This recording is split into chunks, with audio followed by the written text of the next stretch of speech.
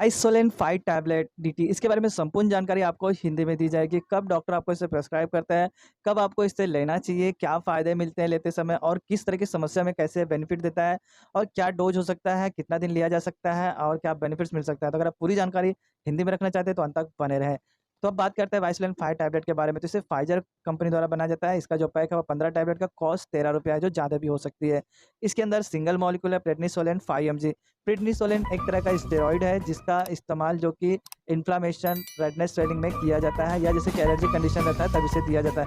जैसे कि allergy condition में आपको अस्थमा है, रोमैटिक डिसऑर्डर है और जैसे कि आप रोमैटिक सिंड्रोम है जिसमें जैसे कि आपको इम्यून सिस्टम से रिलेटेड समस्या रहती है जिसमें अपने आप खुजली होती है, अपने आप ही आपको रेडनेस, स्वेलिंग, इचिंग, इरिटेशन देखने को आता है या इन्फ्लेमेशन देखने को आता है तब इसे दिया जाता है। तो मोस्टली जैसे कि अगर आपको दाँत का खुजली हुई रहती है तो उस समय भी डॉक्टर इसे रिकमेंड करते हैं और जैसे कि अगर आपको बॉडी में जैसे कि सूजन सी रहती है और खुजली होती रहती है, लाल-लाल चकत्ते देखने को आते हैं, तभी भी डॉक्टर इसे रिकमेंड करते हैं। तो ये जैसे कि अस्थमा रहता है, तो उसमें जैसे कि आपको एलर्जी कंडीशन रहता है, जैसे कि आपको साँस लेने वगैरह में तकलीफ़ रहती है और जैसे कि आपको जैसे कि बार-बार जैसे कि खाँसी वगैरह आ रही है, तब इसे दिया जाता है। जैसे कि एलर्जी कंडीशन है जिसमें आपको बाहर जाते हैं कहीं घूमने के लिए और जैसे कि जो पॉलन रहते हैं आपकी नाकों में जाने की वजह से आपको बार-बार सर्दी, खाँसी, जुकाम हो जाता है, तो उस समय एलर्जिक सिम्पटम में भी इसे दिया जाता है।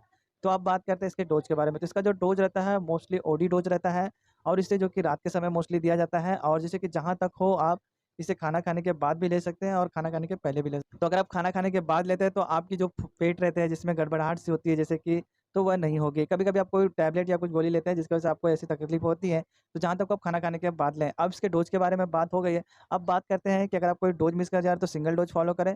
इसे तब तक दिया जाता है जब तक कि आपकी समस्या बनी रहती है। मोस्टली जो स्टेरॉइड है तो इसे डॉक्टर मोस्टली आपको 15 दिन तक ही रिकमेंड करते हैं, उससे ज़्यादा की ज़रूरत पड़ती है तो भी डॉक्टर रिकमेंड करते हैं। अगर आप कोई डोज़ मिस कर जा रहे हैं तो सिंगल डोज़ फ़ॉलो करें, डबल डोज़ लेने की कोशिश नहीं करें, नहीं तो आपको हो सकता है कि चक्कर वगैरह कमज़ोरी फ़ील कर सकते हैं। तो अगर आप इसे परचेज़ करना चाहते हैं, यूज़ करना चाहते हैं तो एक बार ज़रूर डॉक्टर से इसके बारे में डिस्कस करें, उसके बाद ही लें। ये वीडियो एजुकेशन नॉलेज पर्पज़ के लिए बनाई गई है, मेडिकल स्टूडेंट के लिए जिसमें अगर आप खुद से लेते हैं तो हो सकता है ये कॉमन साइड इफेक्ट देखने को मिल सकते हैं।